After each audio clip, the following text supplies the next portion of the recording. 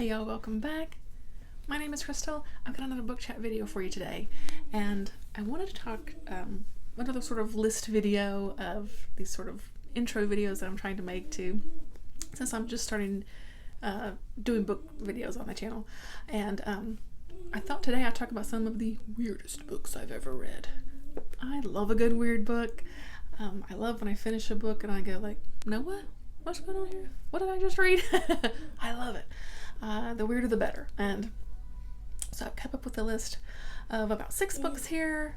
There are just some weird ones that I've read throughout the years, but that's still stick in my mind, and I'm like, yeah, that was a weird one. So first up, I'm going to start with The Ship Who Sang by McCaffrey. This is an older sci-fi book, and McCaffrey is very prolific with her sci-fi. There's a lot of sci-fi books.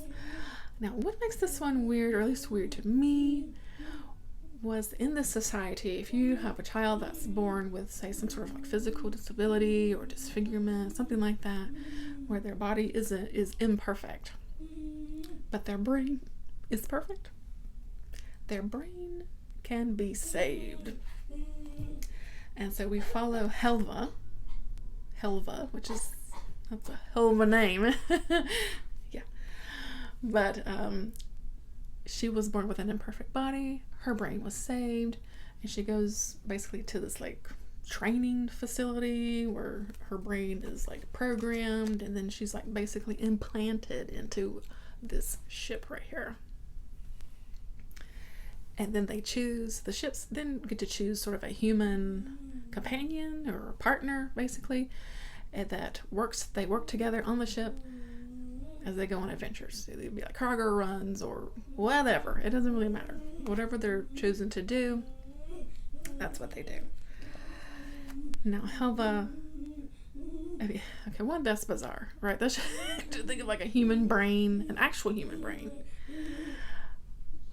inside of the ship. So the ship is their body, and then they're like communicating with other people. I don't know. It's weird. This is a weird book for me. I liked it a lot, but it was a weird one. It's a weird one. So recommend if you're looking for some weird sci-fi. Next up, I have got The Butcher Boy by Patrick McCabe. Okay, now this book is weird in a couple of ways. One is how it's written. It's very like stream of conscious. And so it'll be like, I walked out the door, and then I went down the street, and then I saw a dog there, and then I talked to this dog, and this dog was like, hey guy, what's going on? And I called my neighbor, and I was like, hey neighbor, come look at this dog. And like, this dog's pretty cool. He said hey to me. It's very like run-on sentencey, and it's just like, verbal, like just words coming out of the page, right? But then it's also a little weird because the main character is a small child. I think maybe he's like 10-ish, years old. He might turn to a bit of murder. Yeah. This is a weird book. Our little guy is, you don't know did you feel sorry for him? Because, he was definitely abused as a kid. But, like, what in the world is going on here? And then you get all of this, like, the way it's written, which is just like this constant words coming at you. It's a weird book. I would love to know if anyone else has read The Butcher Boy and what you thought of it. Because I don't know. It was a weird one. It was a weird one. All right, next I'm going to go with one that I read more recently. I read this one last year. And that's Bunny by Mona Awad. This one was weird. We are following our main character. What is her name? Samantha. Samantha is in an MFA program in like this sort of small New England town, and the program is a writing program, and so she's there with a few other people. It's a small amount of students, but there's this little gaggle of other women in the program that are very cliquish. She can't quite crack her way into it, but does she want to? These girls are a little off. They seem a little strange. They all kind of look the same. They call each other Bunny. What's going on here? She's invited in to become a bunny, though. And she goes and she sees what's going on. And when you find out what in the world is going on here, you're like, what? Wait a minute, what's going on here? Okay, that was weird. And I loved this one. This was a weird that worked for me amazingly. I really, really loved it. I don't want to say too much else, but because, yeah, you get to it and you're like, okay, this is what we're doing. All right. So highly recommend if you're looking for something weird. All right, next up, let's talk about The Bees by Laline Paul. This is a book about bees. This is a book about bees from the perspective of a bee. We follow a little lady bee as she's making her way through the hive. She has a job to do. There are places she's not supposed to go. There's things she's supposed to do. There are worker bees. There are cleaner bees. There's the queen bee. There are the dude bees who have to be waited on hand and foot. No thank you. There's fights with wasps. There's discussions with spiders. There's the journey of trying to find pollen. This book was strange because you're reading from the bee's perspective. If you are at all interested in bees, if you're interested in how a hive of bees works, it's actually pretty fascinating. But it is weird all at the same time because, well, I mean, it's bees, right? Bees are great and all. But I don't know, are they really structured this way? Is their society really structured this way? Probably so. I feel like bees probably have a purpose and they know their purpose, right? I don't know. I really liked it though. I listened to this one on audio. But it's kind of weird. It's a little weird one. So if you're into bees, go ahead and give it a go.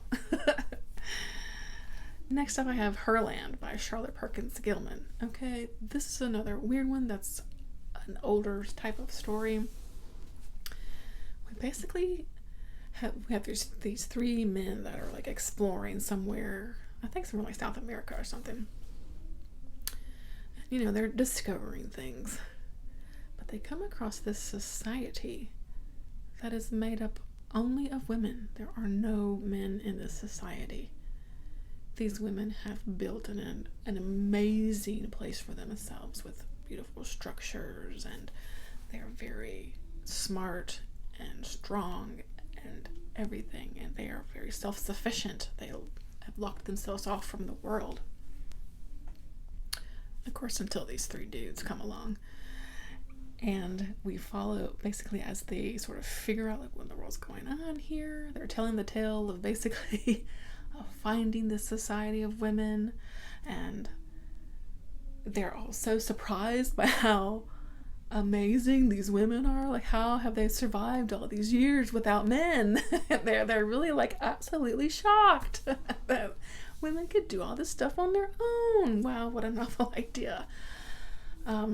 But it's a weird book because, this society, it developed on its own. It's just, you can't really access it very much. There's sort of whispers and tales, the ladies live up there and that kind of thing. But up until now, and so I really appreciated it. I didn't totally love this story, but it was just a weird one that it was a food for thought. Definitely probably a bit of a feminist tale for its time, and it's one that I appreciated for sure.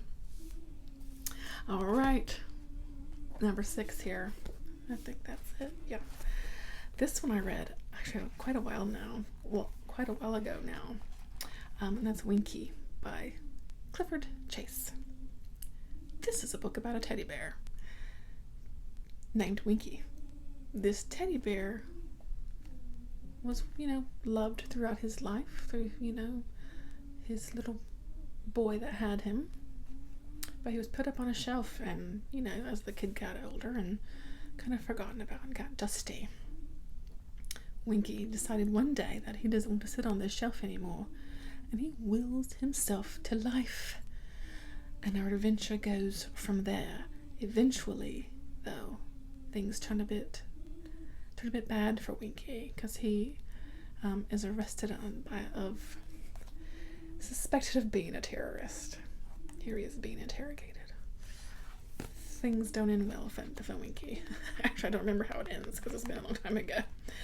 But we have what I love about this book. Like right here in the beginning, we've got Winky in his mugshot. Guys, he's sad. These other little pictures throughout. Let me find one here. I should have marked it. I apologize for that. And when he says, in New Orleans, everything's going to be better. I don't know if it gets better. I don't remember. Anyway, there's other little pictures in here too.